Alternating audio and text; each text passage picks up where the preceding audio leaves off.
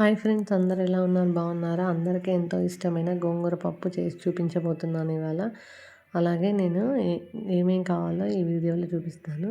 గోంగూర పప్పుకి కావాల్సినవి ఒక కట్ట, పెద్ద కట్ట గోంగూర తీసుకున్నాను అనమాట. అలాగే ఒక 4-5 పచ్చిమిరపకాయలు, ఒక 5 టమాటాలు తీసుకున్నాను.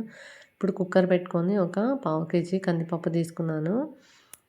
మనం ఇప్పుడు కందిపప్పు పావు కేజీ తీసుకున్నాం కదా. ఇప్పుడు ఈ పప్పుని మనం ఒక 2 సార్లు శుభ్రంగా కడుక్కొని ఒక 2 గ్లాసులు వాటర్ వేసుకుందాం.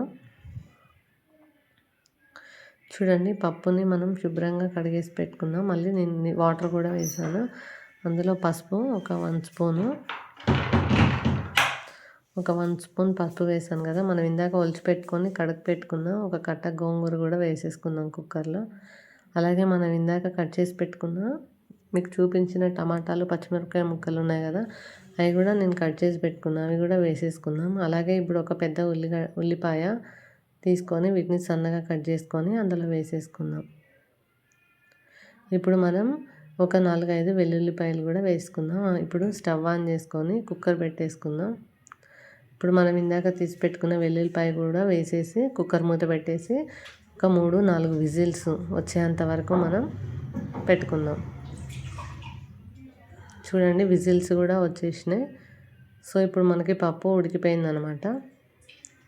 ఇప్పుడు పప్పుని మనం ఒక గరిట పెట్టుకొని మెత్తగా మెదుపుకోవాలి. ఇప్పుడు నేను దీంట్లో పప్పు మెత్తగా ఉడికిపోయింది కాబట్టి ఒక 2 చెంచాల ఉప్పు వేసుకుంటున్నాను. ఒక 2 చెంచాల కారం కూడా వేసుకుందాం. మీకు సరిపడినంత మీరు వేసుకోండి. ఇప్పుడు మనకి గోంగూర పప్పు అనేది రెడీ అయింది. ఒక చిన్న గ్లాస్ వాటర్ వేసుకొని ఒకసారి మొత్తం అంతా కలిపేసుకొని పక్కన పెట్టేసుకుందాం.